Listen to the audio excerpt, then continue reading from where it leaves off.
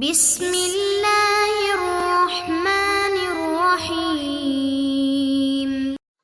السلام علیکم معزز طلبہ کرام، آپ سب کیسے ہیں؟ آج ہم نور الانوار کے سبق نمبر 65 کو پڑھیں گے، اور آج کے سبق کا عنوان ہے ماتن کے پسندیدہ مذہب پر دلیل۔ آج کے ہمارے سبق کی عبارت ثم اورد المصنف دلیلا علی ما هو المختار عنده سے شروع ہوتی ہے۔ آئیے سب سے پہلے عبارت پڑھ کے اس کا ترجمہ کرتے ہیں اور اس کے بعد باقاعدہ سبق کی وضاحت کی طرف بڑھتے ہیں۔ مصنف علیہ رحمہ لکھتے ہیں ثم اورد المصنف دلیلا علی ما هو المختار عنده، پھر مصنف اپنے قول مختار پر ایک دلیل لے کے آئے۔ فقال، چنانچہ آپ نے فرمایا لأن صيغة الأمر مختصرة من طلب الفعل بالمصدر الذي هو فرد، اس لیے کہ صیغہ امر فعل کو ایسے مصدر کے ذریعے طلب کرنے سے مختصر ہے جو فرد ہو، ای انما لا يقتضي الامر التکرار لأنه مختصر من طلب الفعل بالمصدر، اس لیے یعنی کہ امر تکرار کا تقاضا کرتا ہے، اس لیے یعنی تکرار کا تقاضا نہیں کرتا، امر تکرار کا تقاضا اس لیے نہیں کرتا کہ وہ فعل کو مصدر کے ذریعے طلب کرنے سے مختصر ہے۔ فقولک اضرب مختصر من اطلب منک الضرب، پس تیرا اضرب کہنا یہ اطلب منک الضرب سے مختصر ہے، یعنی میں تجھ سے مار کو طلب کرتا ہوں۔ اور وقولہ، اور اسی طرح کسی شخص کا یہ کہنا صلو، تو یہ مختصر من اطلب منکم الصلاۃ، کہ میں تم سے صلاۃ کو طلب کرتا ہوں، یہ اس سے مختصر ہے۔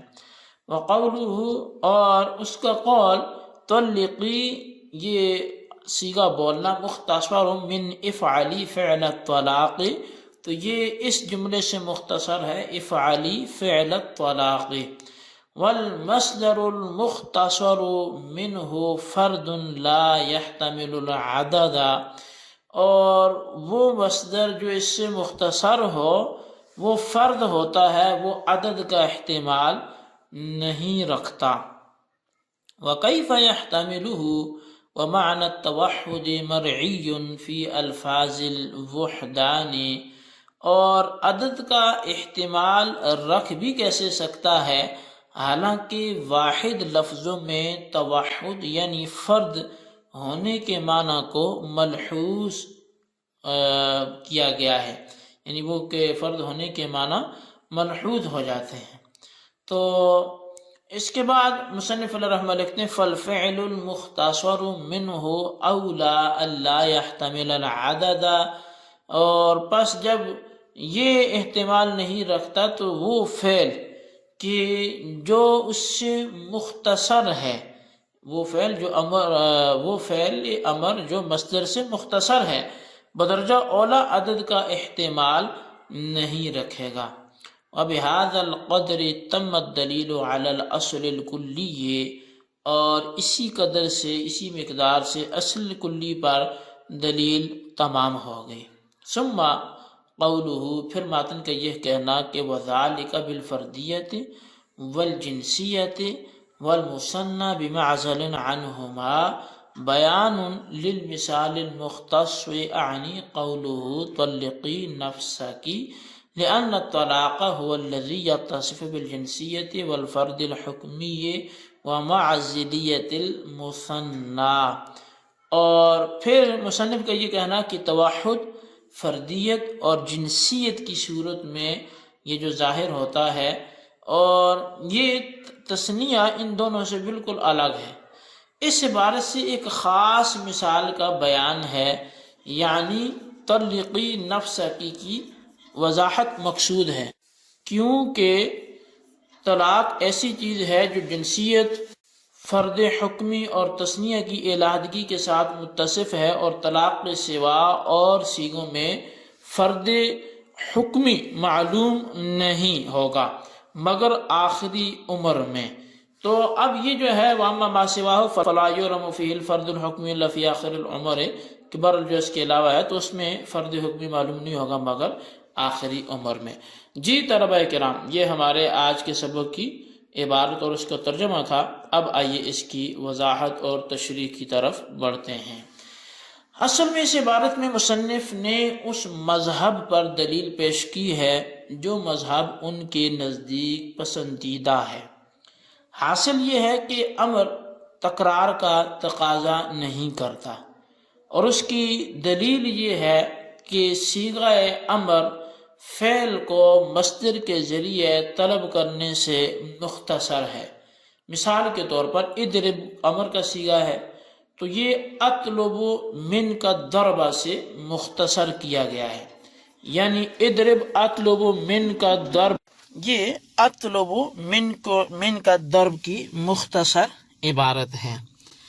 اسی طرح صلو ہے، تو یہ اطلب منکم الصلاۃ کی مختصر عبارت ہے۔ اور مزید طلقی یہ بھی ہے، اور یہ کس سے مختصر ہے؟ یہ افعلی فعل الطلاق کی مختصر عبارت ہے۔ لہٰذا صیغہ امر مختصر اور مصدر مختصر منہ کہ جس سے اختصار کیا گیا ہے، تو یہ دونوں اس طرح ہو گئے کہ صیغہ امر مختصر ہوا اور مصدر جو ہے وہ مختصر منہ ہو گیا۔ اور مختصر منہ یعنی مصدر فرد ہے، اور مختصر فرد عدد کا احتمال نہیں رکھتا۔ اور مصدر عدد کا احتمال کیسے رکھ سکتا ہے؟ حالانکہ مصدر جو فرد ہے وہ لفظ واحد ہے، اور واحد لفظوں میں توحد یعنی فرد ہونے کے معنی ملحوظ ہوتے ہیں۔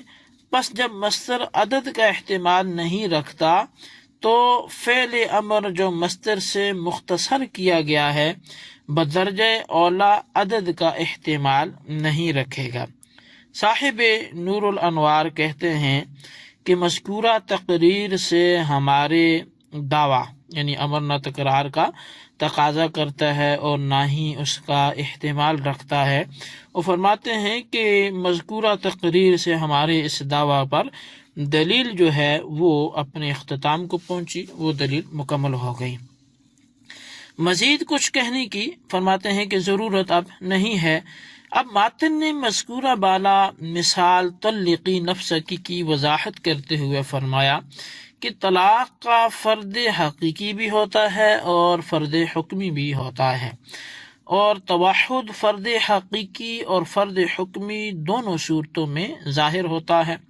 فرد حقیقی کی صورت میں توحد کا پایا جانا تو ظاہر ہے، اور فرد حکمی کی صورت میں توحد اس لیے پایا جاتا ہے کہ فرد حکمی تمام کے مجموعے کو کہتے ہیں، اور کسی چیز کے تمام افراد کا مجموعہ ایک کے حکم میں ہوتا ہے، لہٰذا تمام کے مجموعے یعنی فرد حکمی میں توحد کے معنی پائے گئے۔